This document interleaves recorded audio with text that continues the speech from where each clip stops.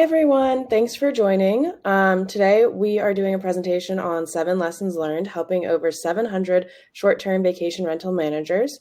I'm Sabrina, and I am a marketing specialist on the Hostfully team. I'm joined here today by Brooke Fouts, CEO of Vintory, a property acquisition platform designed to help you grow your inventory. Today, we'll cover some of the inventory growth strategies that Brooke has seen over the years. But before I hand it over to Brooke, I wanted to briefly mention some of Hostfully's news. Recently, we released our brand new analytics page and dashboard redesign.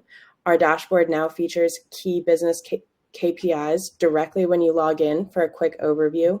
And to see more in-depth KPIs, you can head over to the analytics page and use filters to narrow down your data. I also wanted to highlight our onboarding office hours and customer success office hours that happen every week to support our customers with any questions they may have, along with our 24/7 customer support lines. And in order to make today's event move smoothly, Livestorm has some features that I wanted to mention. You'll see some polls pop up. We encourage you to answer the polls. And at the bottom of your screen, there is a questions tab to ask any questions that you may have. We will get to them either during the presentation or at the end. And there's also the reactions tab, and we encourage you to use the reactions tab. So without further ado, I'd like to hand it over to Brooke so we can start learning how to grow our inventory. Awesome. Well, thanks, Sabrina. Really appreciate it. Let me share my screen here and we will get started. So Sabrina, we good on the screen? Everybody see it? Yep, all good. Cool. Awesome. Well, thank you all for joining me. Again, as Sabrina said, well, first, again, thanks to Sabrina, thanks for Hostfully, thanks to Margot and the entire Hostfully team for kind of help put this together. Really excited to share some of this information. As she said, we're going to be talking about the 7 lessons learned in helping 700 short-term vacation rental managers grow their inventory. So just a quick little background about me. I've been in this industry for about 16 years. Cut my teeth way back. I think it was 2007. I launched a company called Vantage Resort Realty in Ocean City, Maryland. Didn't know anything about short-term vacation rentals. I was actually in mortgage banking, and I didn't even live in that market. I live 3 hours away in kind of the Baltimore area. So every Monday I would drive down to Ocean City and I would just kind of talk to anybody that was interested in listening to me of kind of like our vision of building a company, building this vacation rental management company. And before you know it, we got a little bit of traction. So fast forward 5 years later, we grew that company from 0 to 500 properties in 5 years. I exited that business in 2007 or 2013. And then I had various other leadership roles afterwards, but almost all of that was exclusively around short-term vacation rental inventory growth. That was my primary focus in all those businesses. And then I made the decision, 5 years ago to start Vintory. Vintory, as Sabrina said, we're a sales and marketing platform that we do one thing and one thing only, and that's help professional vacation rental managers grow their inventory. So again, we're not doing anything with OTAs. We're not doing anything with guests. We're not doing anything with operations. As my father used to say, riches and niches. Be the best in the planet at one thing, and that's what we're focused on, is on that inventory acquisition. So in the last 5 years, we've helped over 700 companies with their inventory growth efforts. We've definitely learned a lot of what to do. We've learned what not to do. And my goal here is to kind of consolidate all that information, those 700 companies, those learning lessons, and all the lessons I've learned over the last 16 years into 30 minutes. So we'll see if we can do it. Now, we are going to go super, super fast. But I did actually pre-record this, and I'll give an option, the availability for everyone to kind of download that if they know. I know Sabrina will be passing that out as well, but we will be passing out those recordings. So don't worry if I go too fast through some things. So, all right. So here are the 7 lessons learned from those top companies. So number 1, they understand the value of great target data.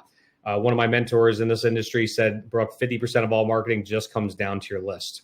Number 2, they are consistent in their marketing. They do not stop. Number 3, they follow the 7 key messaging building blocks in all their marketing to get new homeowners. They leverage technology to make themselves more effective and more efficient. They send direct mail consistently. We're going to talk about that. Direct mail still does work in this industry. Number 6, they have the right person in the business development role. And then we're also going to talk about how you can do kind of a break even if it makes sense to hire a full-time business development rep or not. Last but not least, they pick up the darn phone or respond quickly. So again, I'm sure Sabrina is going to be passing out the recording of this. But again, we will have, if you want, if you go to vintory.com/7lessons, we will have a bunch of like downloads, a bunch of different things, some templates and things like that you can use. I have written 2 books in this industry. The one was From 0 to 500 Properties in 5 Years, and also Vacation Rental Secrets. I'm happy to send you a copy of either one of those if you don't have them. Again, if you just go to vintory.com/7lessons, I'll go ahead and mail you a copy of those books. There's some great learning lessons in those. So, but before we dive into those 7 key lessons, I think it's really important to understand really the financials behind new inventory. Because guess what? New inventory is the greatest way to increase your top line revenues, grow your profits, and then also build your net worth. And I'm going to show you in the next couple of slides how that's the case. So here's the thing. I get asked this question all the time. Brooke, how much do you make from one property? And it's kind of hard to do, but it actually isn't if you actually understand the fundamentals of this. So I've actually gone through and I've asked probably over 500 companies, what do you make as a percentage of your gross booking revenue in net profits per year? So typically what we do is we say, hey, how many properties do you have? What was your top line gross booking revenue last year? And then what did you profit? And then we just divide that profit into your top line gross booking revenue and then divide by number of properties. And it's always seems to be about 10% of the gross booking revenue. Now we're talking about owner rent. This is before taxes and fees. So if we have a property doing $50,000 in top line gross booking revenue, which is about what the industry was last year. Last year, Jason Sprinkle said across all of this data that he had on key data dashboards, the average company or the average property closed about $47,500 in gross booking revenue before taxes and fees. So what falls to the bottom line on average is typically about 10%. So here's the ironic part. It doesn't matter if you're like I was in Ocean City, Maryland, charging 13 to 16% commission, or if you're some of these property managers out in Vail and Aspen that are charging like 50%, it's still ironic that they all averages about 10%. Now, of course, you get some outliers. You get, if you're really early on, you may only make 2 to 3, 4 or 5%, or if you're well established and you've got a lean operation, you might be making 20%. But average of the averages is about 10%. So we take this property doing $50,000 in gross booking revenue times 10%. It gives you about $5,000 in net profit per year. The key part there is that's per year. You don't keep a property in your rental program for 1 year. Many people keep a property in their rental programs for years. There's still properties that I signed up 16 years ago from my company in Ocean City, Maryland that are still with that company. Even though that company's been sold twice, there's still properties in there 16 years later. So but how do you calculate what that lifetime is in years? Well, it's a simple formula. You just take 1 divided by your churn. Brooke, what the heck is churn? Churn is what percentage of your inventory do you lose in an average year? I like to average it over kind of 2 to 3 years, kind of weather out any spikes and things like that, like COVID and things. But again, we found on average, industry averages, and Jason Sprinkles confirmed this with his data from Key Data, the industry average is about 10% churn. So you take 1 divided by 10%, it simply gives you a 10-year lifetime. So if we take this example, we make $5,000 in profit per year. Property's going to stay in our rental program for 10 years. That means we're going to net about $50,000 in lifetime value from one property. So here's a quick little hack. The key part here is assuming you fall within industry averages within your churn, so that 10% churn, and your net margins, 10%, your gross booking revenue is equal to your lifetime value. So if you go out there and sign up a property doing $50,000 in gross booking revenue, you can pretty much assume you're going to make about $50,000 in lifetime profits, not like revenue, profits. Let's say you go sign up next week. You sign up a property doing $100,000 in gross booking revenue. You can pretty much take to the bank. You're going to make about $100,000 in lifetime value and lifetime profits. Now, I would argue these numbers are actually a little bit light. Why? Well, what happens over 10 years? Does that revenue stay flat? Most likely not. I mean, I've got a personal vacation rental in Bethany Beach, Delaware. It's doing about $80,000 in top line gross booking revenue right now. But if you were to look back 4 or 5 years ago, I was probably only doing $40,000 or $50,000. So that number is going to go up over time. But again, quick general rule of thumb, whatever your gross booking revenue is going to equal on average your lifetime value, assuming you fall within industry averages in churn and net profit margins. All right. So we've established not only is this a great business, this predictable recurring revenue. There's a reason why private equity is coming into this space and they're rolling out vacation rental management companies. Why? Because it's predictable recurring revenue. These properties are cash flow, and this is why they love paying and buying these companies. So again, the true value of your management company, though, are these management contracts. It's not your beautifully, decorated office. It's not your wrapped truck. You know what I mean? It's not even really your guest database. The true value of your management company are those contracts. So if and when you decide to sell your company, you are going to get a check for every one of those management contracts. And I'm going to talk a little bit about that now. So first off, I want to be really clear. I'm not an expert on M&A. You know what I mean? This is not my wheelhouse. If you are interested in selling or buying a company, talk to the expert. Jacoby Owen with C2G Advisors is by far the leader in this space. I think he did over $250 million worth of M&A transactions last year, specifically for short-term vacation rental management companies. And he's the expert. And he'll tell you there's multiple different methods of valuing a company, but the most popular one is what's called the multiple of earnings. And what they do, and it usually ranges anywhere, it's a range depending on how fast you're growing, depending on how many properties you have, what market you're in, and things like that. But it usually ranges anywhere between 3.5 and 6 times your net earnings or your EBITDA. So if we take just an average of 5x multiple, and we take our example from before, that $5,000 in EBITDA, and that's your earnings or net profit, you're going to come up with a value on average of about $25,000 per property. Now, I know this is a range. Don't send me any hate mail. Like sometimes it's going to be much higher. If you've got a property doing 100,000, sales is going to be much different than a property doing 20,000. So, but on average, just based on our numbers that we talked about before, you're looking about it roughly, for this example, about $25,000 per property is what the value is. So let's say you go out there and you sign up 10 properties in the next 6 months. You just added $250,000 in net worth if you own this company. That's pretty substantial. Let's say you really crush it. You sign up 50 properties over the next year. You literally just built a company that's worth an extra $1.25 million. Let's say you really crush it over the next 2 years and you sign up 200 properties, or maybe it takes you 5 years to do this. You have a business now that's worth $5 million. Now, to further kind of confirm this point, I actually had my team go out and we looked at public records to see what some of these values were. And this is what we found. Vacasa's acquisition of Wyndham, now this was like 5 years ago or something like that, they paid $18,000 per contract. If you look at Vacasa's own investor deck from July 2021, when they were in massive M&A mode, they paid on average $21,000 per contract. This isn't just in the US. If you go to UK, Vitruvian Partners, a private equity firm out of UK, bought Sykes Holiday Cottages. They paid $27,000 per contract. But this is probably the best comp of them all right here. We talked about this before. C2G Advisors, Jacoby Owen. They've done more M&A in this industry than anybody else by a long shot. Like I said, I think over $250 million worth of M&A transactions last year alone. And the average contract, and Jacoby has said this multiple times publicly on stage, and I've had many conversations with him about this, the average contract sold for $29,000. So again, to me, that is the comp of the industry. Again, average of the average of the averages. That's what you're looking at. Obviously, they're not multiplying. You're not buying it purely on contracts. They're buying it on EBITDA most likely. However, this is what it comes out to on average. But check out this outlier here. Turnkey. Vacasa paid $103,000 per contract for turnkey. Now, many people that kind of understand this and look at Vacasa stock, they know most of that was in stock. And if you look at Vacasa stock right now, it's probably going to be much lower. But nonetheless, they paid $103,000. But again, this gives you a good range, again, based on all the data that we talked about before. So sorry about digressing there, but I just think it's really, really important to understand the value of inventory, not only from a cash flow perspective, but also if and when you decide to sell your company, because that is the true value of your company, are those management contracts. All right, so number one, they understand the value of great target data. So like I said before, 50% of all marketing just comes down to your list.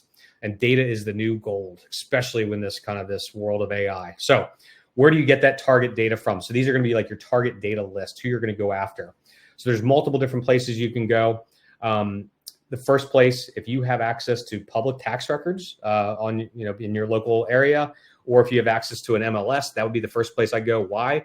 Usually it's most up to date and it's free, especially if you have access to the MLS.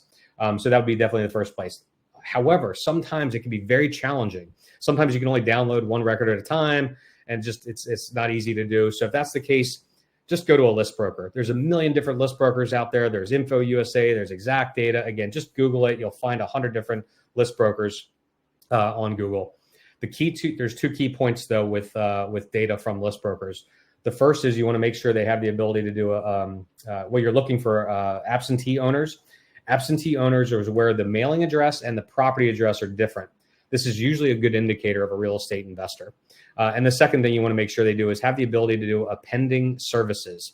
Brooke, what the heck is appending services? Appending services is they can fill in any kind of missing information. Maybe they only have one data point, they can fill in all the other ones. So some examples of appending services would be, let's say you have the property address you want to go after. You drove by this house a million times. You're like, man, I would love to have this property in my rental program.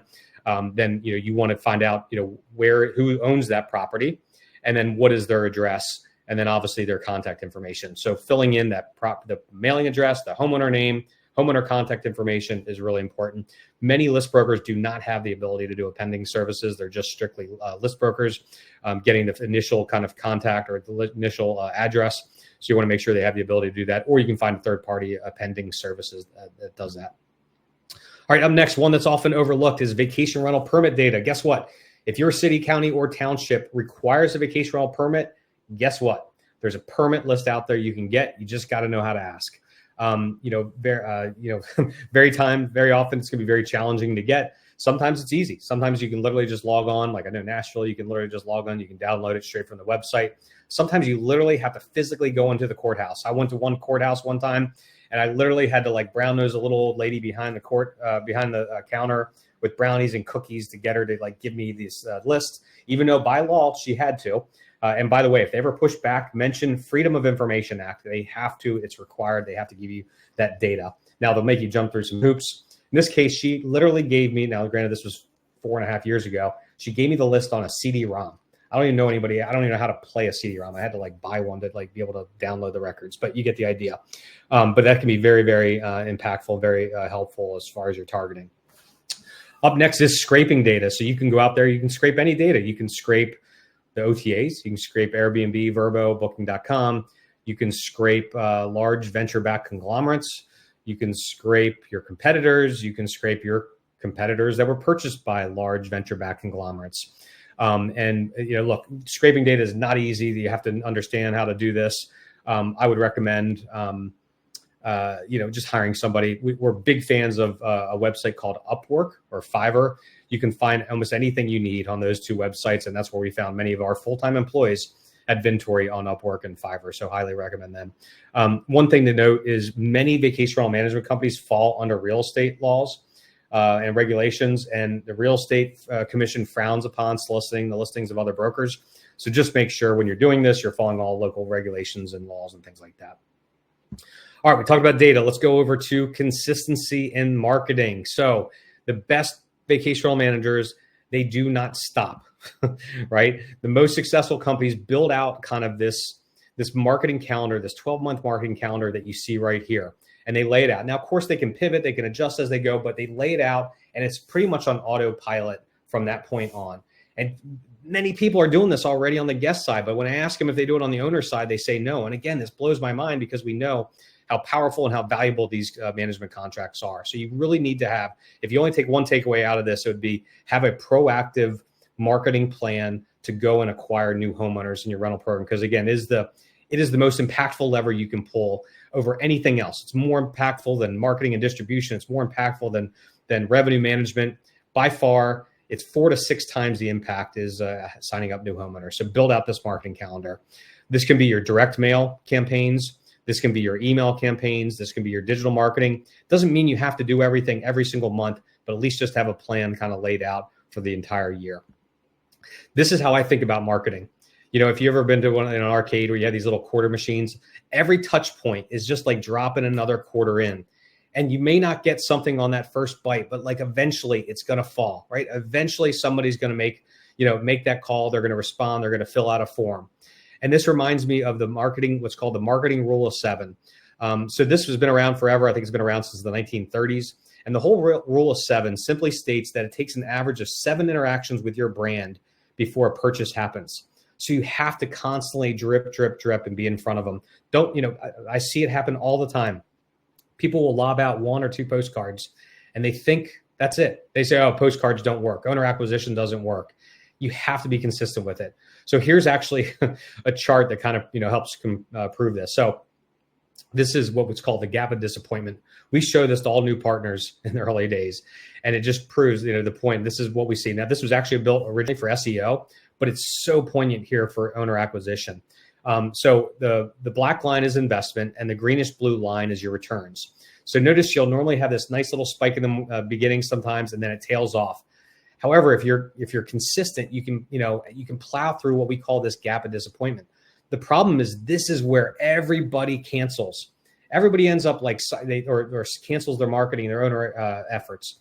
They sign up, they say, I'm going to start getting some new homeowners, and then they cancel on this. But if they would have keep trudging through it, they get through that gap of disappointment. Like if anybody's into grilling, if you ever grilled like a brisket, you got to burn through that stall. You got to cook through that stall. This is where it stalls out, and you got to get through it, and it goes up to the right temperature, and you can take it off. But everybody pulls off the meat in this range right here. It also reminds me of a story from Napoleon Hill's book, Think and Grow Rich. There was a guy named, I think it was R.U. Darby, and he invests in a gold mining operation. And he's digging and digging and digging and digging and digging and digging. And he finally, after months, he gives up. He goes in, sells all of his mining equipment to some junk dealer. The junk dealer goes right back to the same mine and finds out, and he hits gold and finds out that R.U. Darby was 3 feet away from gold. So kind of the moral of this story is stick with it, be consistent, don't be afraid to just keep going. All right, number 3, the most successful companies, they follow the 7 key messaging building blocks in all their marketing.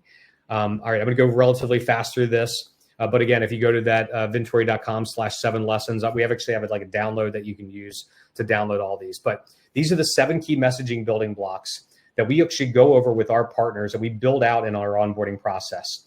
And the beauty of this is now that you have this, so this could be anything from your postcards to your property management landing page, to your owner presentation, all the marketing that you have to acquire new homeowners should have all of these 7 key messaging building blocks. So again, we'll go over each one of these really, really quickly. First up, features and benefits. What is the core part of your business? What is the core part of your rental program that makes it your rental program? And it can't be just like everybody else. Try to differentiate. So this could be your revenue management. This could be your marketing and distribution. This could be you delivering a USA Today on your doorsteps every single day. Whatever happens to be, what are those key features and benefits? What's in it for the owner? Number 2, unique selling proposition, USP. What is the one thing that sets you apart? So outside of our industry, Tom's shoes, right? Buy one, give one. That is definitely their USP. Inside our industry, I've got a couple examples. Jed Stevens, one of our partners in Kauai, he's never lost an owner. He has 100% retention. That's his USP. We have another partner, Angie Leone. She was a Maui Small Business Entrepreneur of the Year.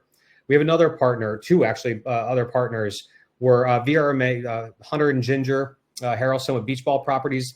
They were Vacation Rental Manager of the Year. The Stitchers with Seaside out in Chincoteague and Ocean City, they were Vacation Rental Manager of the Year. Not many people can say that. They were the Vacation Rental Manager of the Year by our industry trade group. So that would be your unique selling proposition or USP. Up next, trust icons.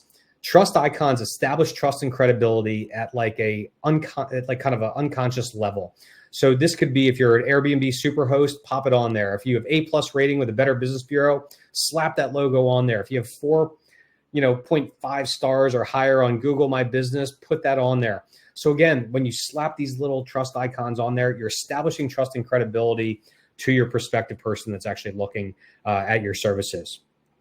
Something kind of similar here is social proof. Social proof is a psychological phenomenon that people trust what other people have to say about you. They feel that they've already done the due diligence on your company and they've bought your services or signed up for your services and they're validating it. Again, it's building this trust and credibility. And again, it's reducing friction in the buying process. So obviously testimonials is a perfect example of social proof. Here's a little hack too. If you do any kind of micro targeting, we'll talk about that later, make sure like where you're targeting a very specific community, a very specific building, you want to make sure you have a testimonial. You want to make sure you have that social proof from somebody that's in that community or in that building. It's going to help get a higher conversion. Up next, compelling offer. Compelling offer is also known as a mafia offer. Give them an offer they can't refuse. I refuse to make a kind of a Marlon Brando kind of accent on that. But my acid test for a compelling offer is envision your target is standing over the trash can or the recycling bin, and they're going through the mail and they're just dropping piece after piece in the recycling bin or the trash can. What is it in that postcard that's going to stop them in their tracks, that's going to make them want to set it aside? It's got to be good. It has to be a really good, compelling offer. It can't be something just like, a platitudinal, we're the best. Like maybe it's something where it's 0% commission for the first 6 months, of half price commission for the first year. I've seen people do signing bonuses of $5,000, $10,000. And again, we know how valuable these contracts are. They can do that. Stop them in their tracks. I've seen Vacasa used to do, I believe, free hot tubs, if I'm not mistaken. So, stop them in their tracks, allow them just at least to set that marketing aside and contact you later. Up next, call to action, CTA. What is every single marketing piece you have, from a postcard to a landing page to whatever? You want to make it very clear what you're asking them to do. What is that next action item? So on a postcard, it could be go to a landing page and you want to go to like the reptilian part of their brain. Don't make them think, lead them exactly what you're supposed to do. So it's like, go to this website or call this number, text this number. Here's another little hack. Give them different options. Different people act differently. My brother and my mother are going to interact very differently. My brother, he doesn't want to talk to anybody, so he would want to text. My mom wants to talk to somebody. She's not going to go to a landing page. She wants to talk to somebody. So give them multiple options. Last but not least is risk reversals. Risk reversals also reduces friction in the buying process. Make it so simple to sign up. It blows my mind how many hurdles people put into them signing up in their management program. You want to make it as super simple. So it could be, 0 startup fees, no long-term contracts, 100% satisfaction guaranteed. I mean, I've seen my friend David Angotti, when he was doing property management in Smoky Mountains with SmokyMountains.com, he had a deal where you could cancel at any time, no questions asked, and he would give 100% refund of the management fees the previous month. And he made it really easy to sign up as well. Say what you will about Evolve. Evolve has a great risk reversal, or they used to. You could cancel and they would refund you 100% of the management fees. Like, how do you say no to that when you're signing up? Now, when you read the fine print, it's, you can only cancel between months 6 and 7, and it's a little bit challenging and things like that. But again, at least it kind of gives them that, it's that risk reversal. It's reducing friction when they're about to sign up. So again, I know we're went through these pretty quickly. There's got lots of different examples. Again, if you go to Vintory.com/7lessons, you could have this whole entire worksheet template. You can build it out. We got lots of examples and things like that. This will help you. And again, this will become the baseline for all your owner marketing. All right, number 4, the most successful companies, they are leveraging technology. It can turn that average person into like a super person. It's like, to me, it's kind of like giving Tony Stark the Iron Man suit. It just makes them superhuman. Now, there's multiple different kind of technology they can use. Let's start off first with a CRM with marketing automation. Now, whenever I ask, whenever we sign up a new partner, I talk to them and I meet with them. I ask them if they have a CRM with marketing automation for guests, and almost everybody says yes. I'd say probably 90 to 95% of the partners we talk to have some sort of CRM on the guest side. But then when I ask them if they have one on the owner side, they must always say no. And this blows my mind. Again, we talked about how valuable these contracts are. So you want to make sure that you're staying in front of them and you have this CRM that's kind of has that marketing automation. So when you do, get a CRM, again, make sure it has the automation built in. It's going to save you a bunch of time. It's going to help you convert, more leads. Marketing, there's tons of different ones out there. There's ActiveCampaign, there's HubSpot, shameless plug. With Vintory, we obviously have a CRM with marketing automation built into it. You can automatically enroll your prospects into sequences. It can automatically send out emails and text messages. Even the Vintory platform will actually do like a hot call transfer directly to your business development person, or if it's you. And we'll talk about why speed and responsiveness is so important later. We found that many of our partners, 50% of the deals they are closing were in a long-term nurturing sequence. So why is that important? Think about this. The average vacation rental manager is wearing multiple hats. Trust me, I've been in your shoes. You're wearing 18 different hats. You don't have the time to sit there and constantly do follow-up. But if we're finding that many of our partners, 50% of their deals are coming from deals that were in a long-term nurturing sequence, that means you You wouldn't have had those deals if you didn't have this marketing automation. Most of the time, the prospect isn't calling you back up, so you have to be the one that it kind of initiates that. I just got an email from a partner a couple weeks ago. He said, Brooke, we signed up 3 people from our long-term nurturing sequence last month. 3 new contracts. Again, we know how valuable these contracts are. That was probably worth roughly $90,000 in lifetime profits just because of this. So it pays for itself 100%. I just did a survey on LinkedIn and I asked, who does most of the business development? I think it was 52% of the people that are doing business development, trying to sign up new homeowners. It's either the founder, the CEO, the GM, or COO of that company. So think about that. That is again, if you're doing all those different roles, you're doing all these different things, you don't have the bandwidth to sit there and constantly do that follow-up. So make sure you have some kind of CRM that has some kind of marketing automation built into it. All right, the next kind of technology is leveraging cold email. Cold email outreach, this was a surprise to me. It works. The 2 key points to cold email is a couple of things. Number one, if you do not know how to write direct response copy, hire somebody that does. Go to Upwork or Fiverr, ask them to do like a 3 email campaign. There's such an art to this. It's not what you think. This is not constant contact. This is not, MailChimp type of emails where it's like newsletters and all pretty. This is called direct response copy, where you're just asking for, you're just giving a very minimal information and you're asking for a very, very light lift. Like something like, hey, would you like me to produce a rental projection for your property to see what it could possibly do? Something very easy. The second thing is you want to make sure you're using a service like Mailshake or Lemlist and not using your primary email. I'll say that again. Do not use your primary email. You'll burn it or you'll potentially burn it. And also don't use your regular email. I would set up another email box directly for this. You're going to have to warm it up. And there's a whole strategy with that Mailshake and Lemlist can help you out with. For example, Vintory, whenever we run cold email outreach, we're not using Vintory. We're using like vintorymail.net or govintory or getvintory.com, something like that. You don't want to burn, luckily we've never burned an email, but again, you just want to make sure you're covering yourself. All right, up next, here's a cool little lead magnet we built for many of our partners. So here's the thing.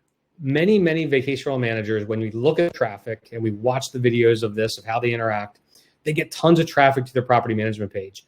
But we know historically 80 to 95% of the traffic doesn't fill out a form. So you want to give them some reason to fill out a form and capture that information so you can constantly market to them. So this is an example of a interactive calculator we built to kind of capture that traffic. So this is actually their data. This is not using like AirDNA or key data or anything like that. This is actually using their data that they input and they can massage. And somebody can come in here, enter in how many bedrooms they have, how many bathrooms, even like kind of location, view quality, things like that. And it'll take your data and it'll give you a projection on what the property will do. Again, this is meant to be a lead magnet. You can gate the forms where they have to actually fill in an email, something like that to capture it if you want, or you don't have to do it. But yeah, this is a really great way to kind of capture some additional leads with this lead magnet. If you're not on the Vintory platform, you can there's many different like kind of interactive calculator builders. And this one was built with an interactive calculator builder called Calconic, which is great about this is you don't need to know how to write any kind of code. You can just go ahead and build it and then embed it right on your landing page. All right, number 5, they send out direct mail consistently. Guess what? In the vacation rental industry, direct mail still works. Direct mail is not dead. What are the hacks though, Brooke? There's a couple things. First, make sure you're using that 7 key messaging building blocks I talked about earlier. This will be instrumental in all your marketing that you do. Make sure it has the unique selling propositions, the features and benefits, the call to action, the risk reversals, compelling offer, all those things. You've got to make sure that's built into it. Second thing is consistency. I'll say it again, consistency. I would much rather send out 1,000 postcards 6 times over the course of a year than 6,000 postcards all at one time. There's a compounding effect. The ROI is there, the math pencils out. Remember that example from, we gave, before, it's like drip, drip, drip. You want the 7 touch points. You want to just drip, drip, drip, and combine that with all your other marketing efforts like email and digital marketing and things like that we can talk about later. Here's the thing. Vacasa understands this. I read that Vacasa mailed 7.5 million mailers last year. Think about that, 7.5 million mailers. They would not be doing it if there wasn't a return on investment. In fact, if you look at their investor deck, their organic CAC, or customer acquisition cost on organic, which is mainly direct mail, is $6,700, which sounds like a lot, but they're encompassing a lot of different things. But their M&A basis, we looked at before, was $21,000. So it was 1/3 of the cost. But again, 7.5 million mailers. It works. They're only doing it because it works. One thing I would do too is you can do some print houses can actually do where they're actually mail merging all the information. You can actually make it very specific, each marketing piece. So if you see here, we can merge in the person's name, the homeowner's name. This is actually going out to a very specific property in this community of Maui, where it's actually going directly after this building. So it's actually pulling in this picture specifically for that person. We know this person owns a building in this community. And then we're actually mentioning or merging in the building name here. So you can be very specific in your targeting, doing those micro targeting. Again, what I talked about before on the micro targeting is make sure you have your testimonials on the back that are from somebody that lives in that building. Again, a great version of social proof we talked about before. Also, try different things. Here's an example. We've had a lot of success with handwritten letters. So they have these really cool pens or these really cool robots, really, that will write a handwritten note directly to your prospects. You would never know this wasn't written by a human. It's pretty amazing. So again, try different things. There's a company called Handwritten with a Y. There's a couple other ones like this you can use to do these kind of things. All right, coming to the end here, promise. Number 6, they have the right person in the business development role. So one of the most successful things, the thing I see time and time again, is they have the right person in the right seat. So it's really critical to make sure you do. And if it's, many times, 52% of the time, we're finding that it is the CEO, the COO, GM that is actually, or the founder that's actually doing the business development. So it may not be you that's actually the best at this. So make sure you do get the right person. So we actually went out, we did a regression analysis based on psychometric personality assessments. So the two big ones are predictive index and culture index. If anyone knows Steve Trover with Better Talent, he does a predictive index on all his prospects. So what he'll do is he'll go through there and give you and identify the person's personality profile. So again, we did a regression analysis over our most successful companies, and we found these 5 profiles were by far the most successful business development reps. They're captains, persuaders, mavericks, rainmakers, and trailblazers. These profiles will do 3x the output of other profiles. I've seen it time and time again. Again, after analyzing over 700 different companies, the people that have these profiles in the business development role are the ones that are most successful.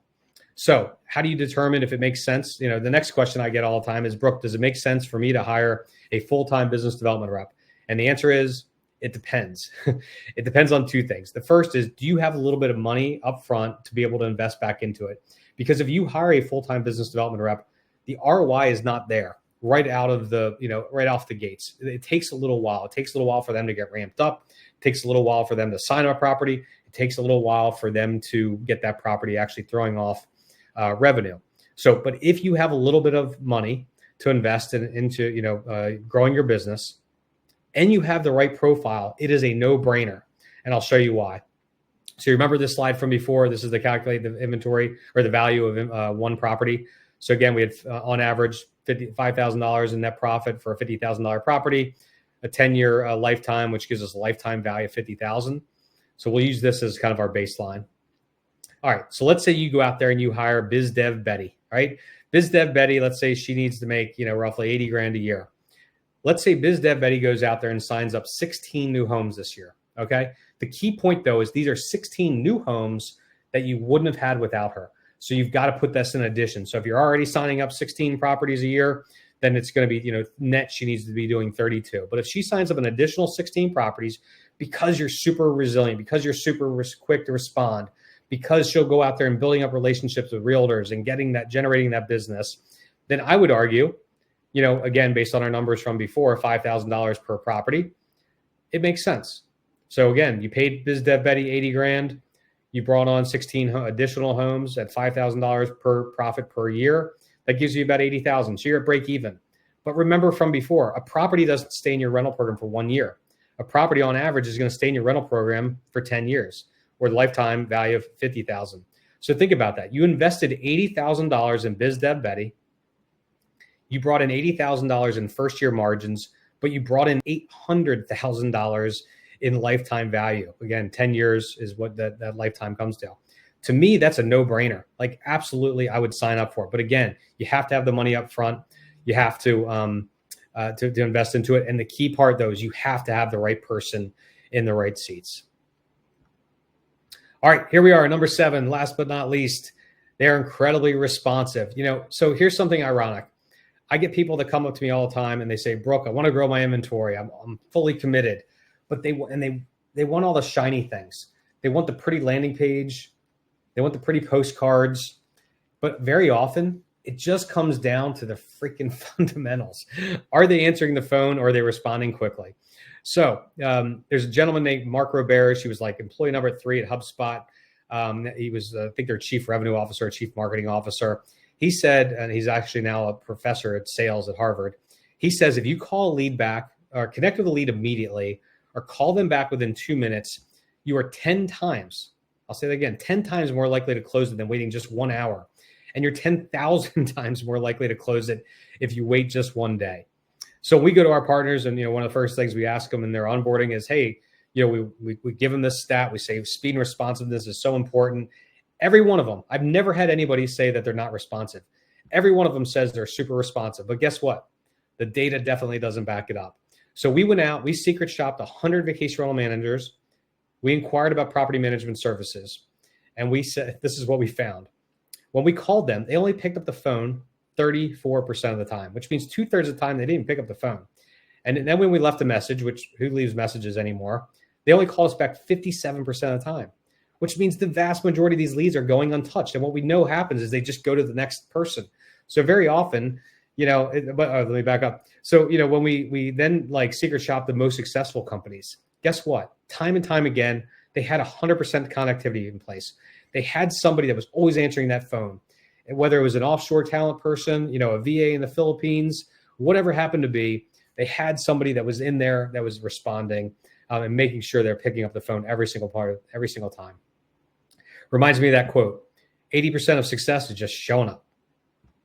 All right, so there you have it. The 7 lessons learned from the top companies. We'll go over real quickly. Number 1, they understand the value of great target data. Number 2, they are consistent in their marketing. They don't stop. They never stop. Number 3, they follow the 7 key messaging building blocks in all their marketing to new homeowners. They leverage technology to make themselves much more efficient, much more effective.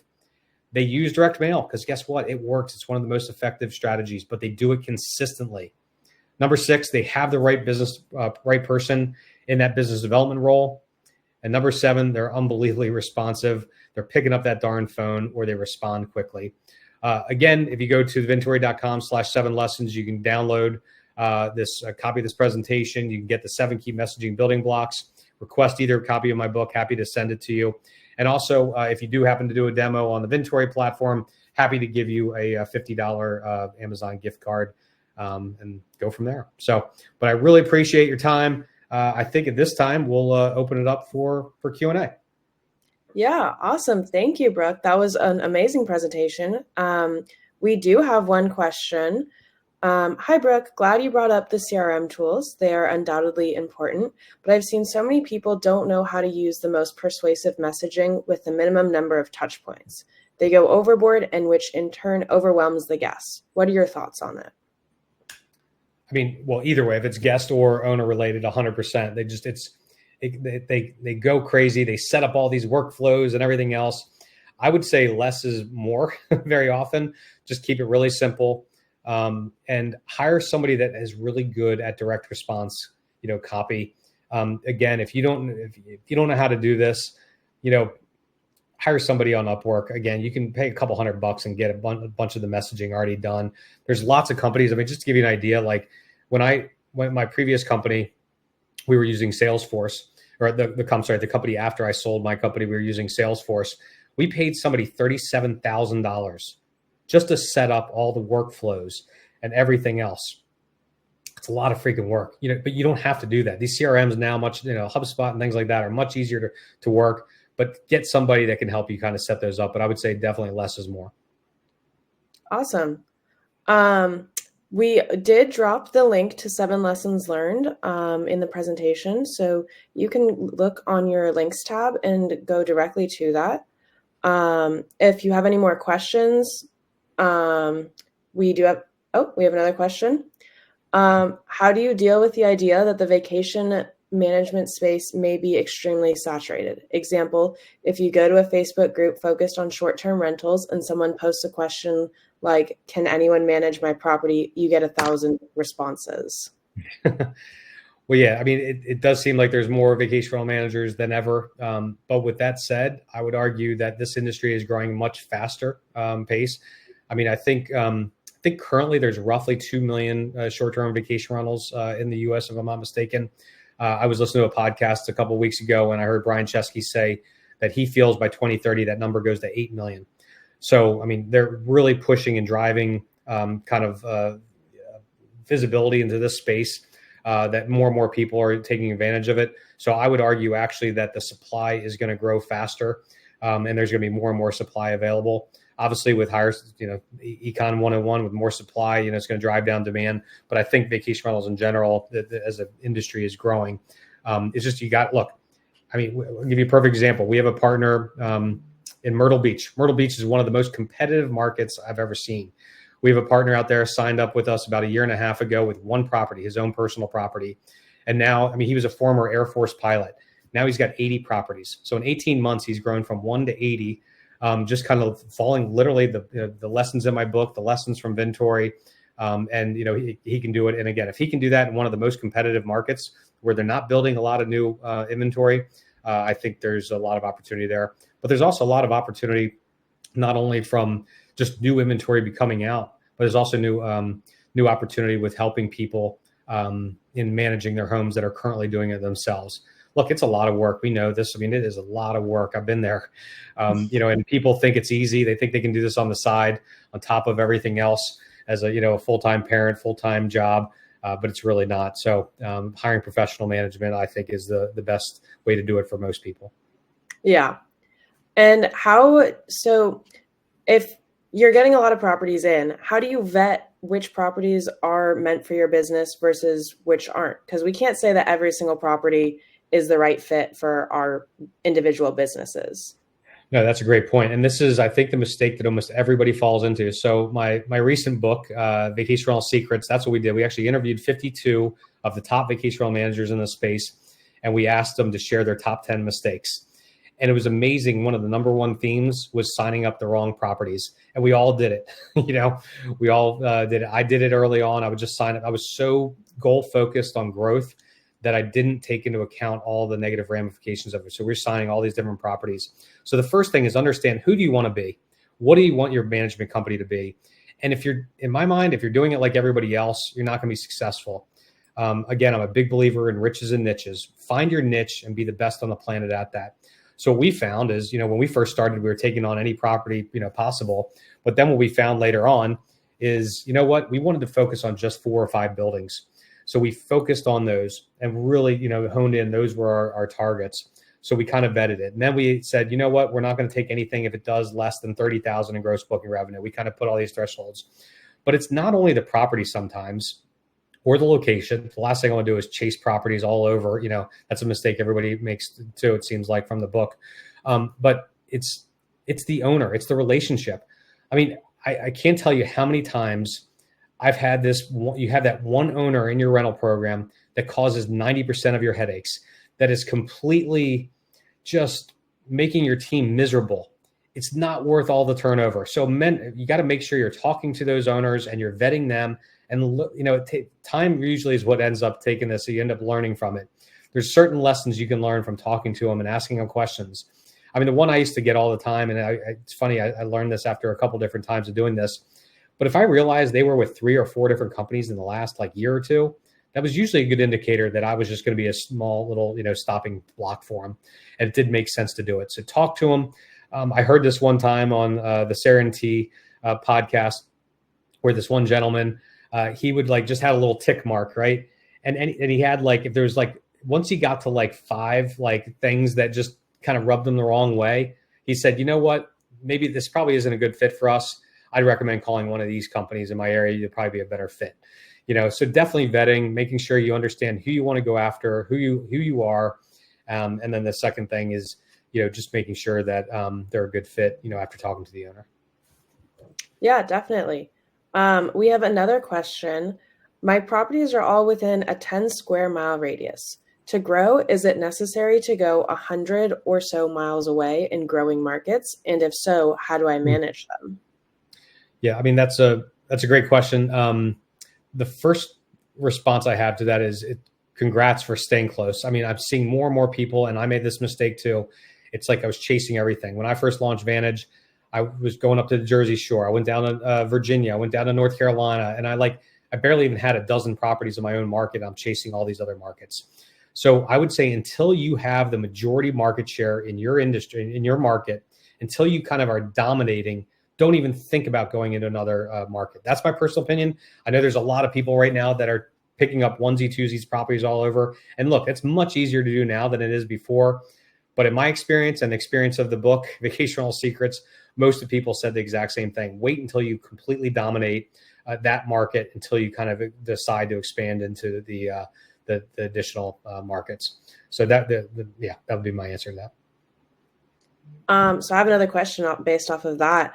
Sure. How would you suggest learning about these different markets? Because if you're expanding into 10 different cities, every city has different regulations, different vacation rental industries. How would you suggest growing your business into these different cities while also being knowledgeable? Yeah, that's a great question. There's lots of different services out there. Revity is a great one. AirDNA. I think Revity has a partnership with another company that actually will give you some information about regulations and things like that. There's many companies that do this. But yeah, do the research on what market you want to go to. But look, it's hard. It's hard when you're not there. And just envision, when you go to another market, you're diversifying yourself, or some people say diversifying yourself. You're going to be not spending as much time in that current market. So unless your current market is ramped up and you've got a good GM in place, just know that it's got to come from somewhere, when you expand into that other market. So I would go look at some of those tools and do some research on what the best markets are. Obviously, regulations is really important, how saturated it is. Here's one thing I have seen, though, a great data point on this. The markets, I would not go into a highly competitive, well-established market as my second market. The people that I see, again, after seeing this 700 times, the companies that are growing really, really fast, that are launching, with some exceptions, like we talked about Steven from Myrtle Beach, most of them are going into new kind of up and coming markets, like markets that are, they're not the old guard. We're not talking about the Outer Banks. We're not talking about Breckenridge. We're not talking about Vail, these kind of markets, San Diego. They're going into markets like Hudson Valley, New York.